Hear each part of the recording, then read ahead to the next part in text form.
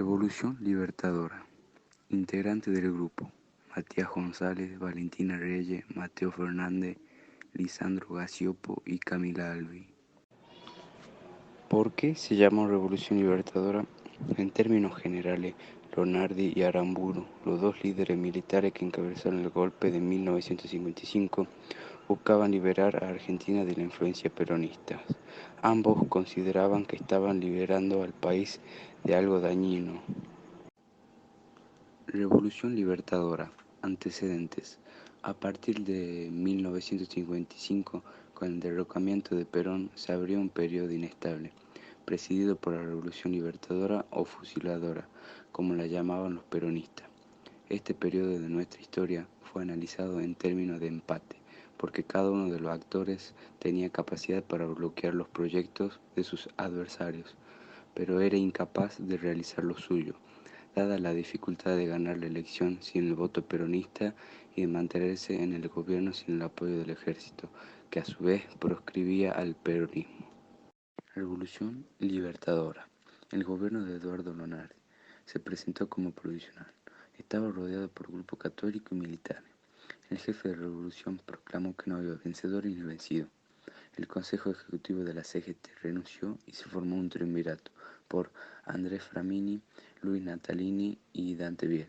La política de Lonardi fue objetada por la Marina, cuya voz expresaba el vicepresidente contraalmirante Isaac Roja, respaldado por radicales y socialistas. Lonardi, cuya salud declinada, fue obligado a renunciar el 13 de noviembre. Justamente esa fecha, el 13 de noviembre, asumió el gobierno el general Eugenio Aramburu y continuó la vicepresidencia Isaac Roja. La primera tentativa de integrar a los sindicatos peronistas a un Estado no peronista había fracasado. Entonces, el general Aramburu partió del supuesto que el peronismo era una aberración que debía ser borrada de la sociedad argentina, y en consecuencia se llevó a cabo una política persistente de represión del sindicalismo.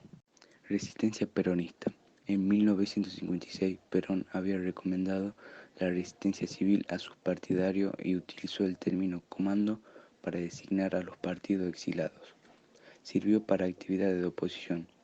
Este movimiento se observó en los gremios más organizados, como el de la carne, que representaba un sector decisivo de la economía.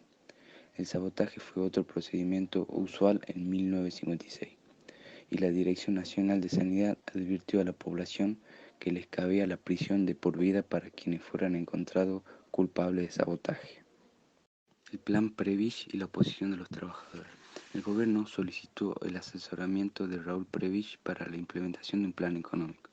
El 12 de enero de 1956, Prebisch presentó 3 informes sucesivos entre 1955 y 1956 que contradecían su prédica cepalina. El primero se denominaba moneda sana o inflación incontenible, y el segundo tenía el título de Plan de Restablecimiento Económico. El plan apuntaba a una redistribución de ingresos a la inversa del practicado por el peronismo, al privilegiar las transferencias de la ciudad al campo. En agosto de 1956, la Argentina se incorporó a los organismos internacionales como el Fondo Monetario Internacional y el Banco Mundial. La huelga que se convocó a rechazar el aumento del 20% sobre los salarios de 1954. Finalmente, la huelga no triunfó en lo relativo al pedido de aumentos salariales. El Movimiento de Recuperación Nacional. Levantamiento de Valle, noviembre de 1956. En el ámbito militar, el gobierno debió enfrentar la rebelión armada encabezada por el general Juan Valle, junio del 56, que fue apoyada por un escaso grupo de civiles. La proclama de Valle, lanzada el 9 de junio, tenía como objetivo presentar al Movimiento de Recuperación Nacional. Se trataba de una manifestación de nacionalismo económico. El gobierno implantó la ley marcial. Aplicó un procedimiento sumario a los líderes de los rebeldes y los condenó al fusilamiento. La conmemoración del primer aniversario del levantamiento de Valle convocó una marcha del silencio que colocó a la opinión pública a un hecho político sin precedentes, aunque Perón seguía oponiéndose a reivindicar. El tiempo de la UCR y grupo económico. El 6 de julio de 1956, Aramburu anunció que se convocaría a elecciones generales a fines de 1957 y se estableció previamente el 28 de julio de ese año. Pero en realidad esta constitución había sido derogada de facto el 27 de abril de 1956, cuando se proclamó la vigencia de la Constitución de 1853. Entre 1942 y 1946 surgió la UCR, una nueva fracción denominada Movimiento de Intransigencia y Renovación, MIR, dirigido por Frondizi. Estas defendían la democracia interna del partido, plasmado en la demanda del voto interno. En 1956 se reunió la Convención Nacional de la UCR en Tucumán. El partido estaba dividido en tres liderazgos: Balbín, Sabatini y Frondizi. Los dos primeros apoyaban sin reserva a la Revolución Libertadora y les preocupaba la unidad del partido. El 16 de marzo de 1957, los partidos de Frondizi se separaron y agregaron una palabra intransigente al partido. Así surgió la UCRI. El desarrollismo era un concepto que indagaba sobre la problemática del desarrollo. Uno de los focos del desarrollismo fue la CEPAL. En 1958 comenzó a publicarse la revista Desarrollo Económico. En ese mismo año se creó en la ciudad de Buenos Aires la carrera de licenciatura de Economía, que funcionó junto con la carrera de Sociología. El gobierno de Aramburu. Intervino la CGT, proscribió al Partido Justicialista y puso en marcha la proscripción y encarcelamiento para cualquier personalidad del espectro público que se manifestaran a favor del peronismo. Por estas causas hubo una profunda división. El antiperonismo, que eran terratenientes industriales, clase media y obreros de izquierda que apoyaban a Aramburu. Y la clase obrera, muy pocos de los sectores medios eran trabajadores, leales a Perón. Económicamente hubo un estancamiento. Comenzó una inflación descontrolada y se deterioraron los salarios de trabajo.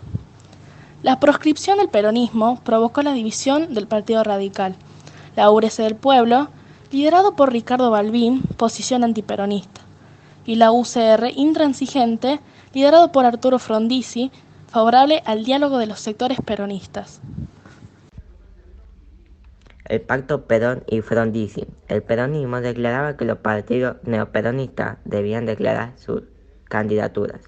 Se ordenaba renunciar a los peronistas que hubieran aceptado candidaturas, expresando su repudio a la dictadura militar.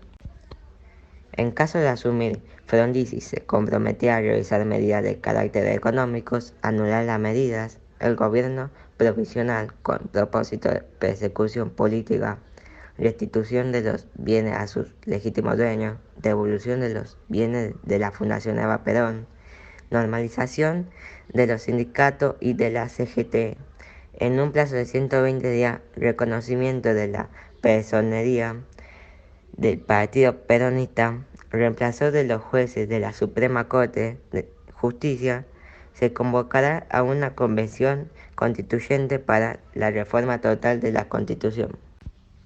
El pacto permitió legitimar al peronismo como actor político y reafirmó el poder de Perón, quien desarticuló a los incipientes grupos peronistas de Leónidas, Sage o de Bramuglia, y desalentó a los combatientes de la resistencia peronista renuentes de entregar su voto a la UCRI. El voto peronista a Frondizi impedía el plan continuista de la dictadura y sellaba el fracaso de la Revolución Libertadora. El gobierno previsional estaban convencidos de que los partidos con los que competiría Frondizi redundaría en contra de su partido.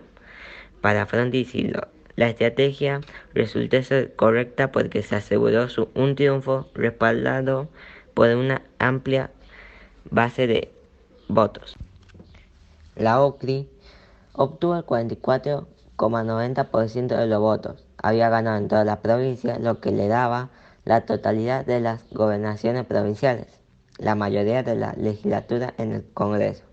El triunfo de Frondizi para los peronistas significaba el triunfo de Perón. Presidencia de Arturo Frondizi. Frondizi asumió su presidencia el 1 de mayo de 1958 y terminó su gestión abruptamente por la destitución de los comandantes en jefe de las Fuerzas Armadas. Durante su gobierno, se aprobó la ley de amnistía, se anuló el uso de símbolos peronistas, se concedió el aumento salarial del 60%, se establecieron asociaciones profesionales, se devolvió la personería jurídica a la Confederación General Económica y se derogó la ley de residencia. La ley de amnistía fue rechazada por la Unión Cívica Radical del Pueblo porque implicaba perdonar las violaciones institucionales en las que había incurrido el peronismo. El gobierno de Frondizi, a pesar de su poder institucional, estuvo condicionado por las demandas del ejército. Plan desarrollista, mayo a diciembre de 1958. Este plan defendía el ingreso del capital extranjero considerado necesario para la industrialización. Pero este programa colisionaba con un apoyo político que defendía las ideas de reforma agraria, la participación obrera en la industria, las restricciones a los monopolios extranjeros y restar la influencia a la Iglesia Católica en la educación. Este tenía como objetivo legitimar y reglamentar el funcionamiento de universidades privadas. La ley desató la resistencia de la Federación Universitaria Argentina. Estos sectores entablaron una contienda conocida como laica o libre. El otro acto controvertido de su gobierno fue una firma de contratos petroleros. Este proyecto implicaba permitir al capital extranjero la explotación y exploración de las reservas petrolíferas. Dio a estas empresas una absoluta ventaja respecto a la industria nacional. Abrió las posibilidades de inflar los precios a niveles muy superiores a los costos de producción, junto con la libertad de girar fondos, constituyó un impresionante drenaje de recursos y traspaso de ingreso de las clases trabajadoras hacia los monopolios internacionales. La batalla del petróleo, cuyo objetivo era el autoabastecimiento, fue anunciada por el discurso inaugural del gobierno. La promesa de Frondizi, hecha al asumir el mando, de consultar con los sectores interesados antes de adoptar medidas económicas concretas, quedaron de lado en el intento de negociar contratos con compañías extranjeras. Las irregularidades le ganaron la oposición. En cuanto a la industria de acero, concedía facilidades aduaneras y fiscales a las empresas privadas. En el caso de la industria automotriz, las empresas que ingresaron se instalaron con un mercado interno ya constituido con una red de caminos construidos. Estas medidas beneficiaron ampliamente a las empresas automotrices. En noviembre de 1958 renunció su vicepresidente Alejandro Gómez. Se lo acusó de conspirar con un supuesto golpe de Estado con implicados militares. El plan desarrollista. Arturo Frondizi asumió su presidencia en 1958, que durante los primeros meses de su gobierno se aprobaron la ley de amnistía y derogación de la inhabilitación a dirigentes gremiales. Se anuló el decreto que prohibía el uso de símbolo peronista y concedió un aumento salarial del 60% pensado para sellar la paz con el movimiento obrero. También había establecido la vigencia de la ley 14.455 de asociaciones profesionales, que para la Fuerza Armada la adopción de estas medidas representaba la veracidad del pacto Perón-Frondizi. El plan de Frondizi defendía un nacionalismo, un desarrollo integrado donde se asignaba un papel estratégico al capital extranjero. Frondizi tenía otra idea convertida para su electorado. Un aspecto de su proyecto era la educación libre. En 1958, la Ley de Enseñanza Libre permitió el establecimiento de universidades católicas, la Universidad de El Salvador y la Universidad Católica, ambas instituciones creadas en la ciudad de Buenos Aires. El otro acto controvertido de su gobierno fue la firma de contratos petroleros. Este proyecto implicaba permitir al capital extranjero la exploración y explotación de las reservas petrolíferas. La batalla del petróleo, cuyo objetivo era el autoabastecimiento, que se alcanzó en 1962, fue la prioridad del gobierno y por lo tanto una de las principales medidas adoptadas. El gobierno entró en contacto con empresas petroleras extranjeras a fin de firmar contratos de riesgo para explorar y explotar la reserva argentina.